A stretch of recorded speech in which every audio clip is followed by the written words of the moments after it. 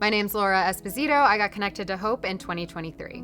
If you had asked me 3 years ago what I thought about religion, I would have said I'm spiritual but agnostic. I had somebody in my life that I work with that is really, really strong in their faith. And they actually come here to Hope Church, and they started having conversations with me about faith and what I believed. I was actually really stubborn to begin with. I was like, you know what? I'm gonna read the Bible so that I can prove this guy wrong.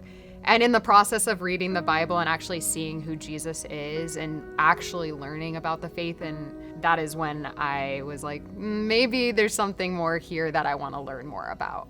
I had started watching online in January 2023, and that was just so I could warm back up to coming in person to a service. And about the point that I was going to start coming in person to a church is when first my mom got diagnosed with cancer, and then 2 weeks later I was diagnosed with the same cancer.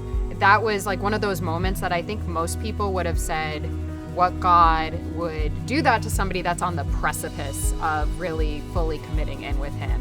And I actually saw it, I was like, this is, to me, almost feels like a sign from God. This is God's perfect timing, because all of a sudden I had to let go and let God and fully depend on him. When I came to Hope, I got myself involved in community. I was surrounded by believers. I learned that God wanted to have a relationship with me and that I could have a relationship with him. Putting all these pieces together really strengthened my faith.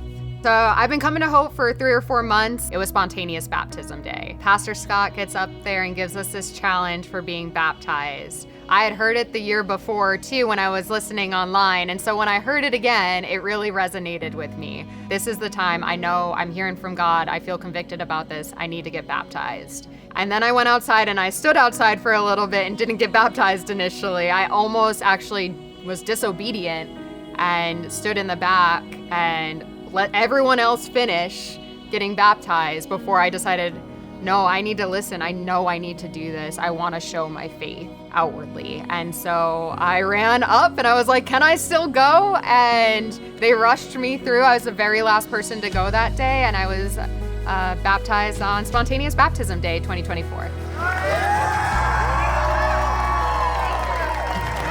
I'd always looked in all the wrong places for the peace and freedom from things that make me anxious. I didn't really find that type of freedom until I had that relationship with him. So he drew me back into him literally at the most perfect time and gave me so much joy in one of the toughest times of my life. And I think that just carried through even after I finished treatment. I feel like my cup kind of overflows and I can give that out to other people too. If you find yourself in disbelief or skepticism, I have been there. It's okay to have questions. Engage in those conversations with other believers, but read the words trying to seek out for yourself what he's trying to say to you. I know my heart was so hard and it took a long time for him to soften it. It did not happen overnight. I say if you put that time in, he will show up.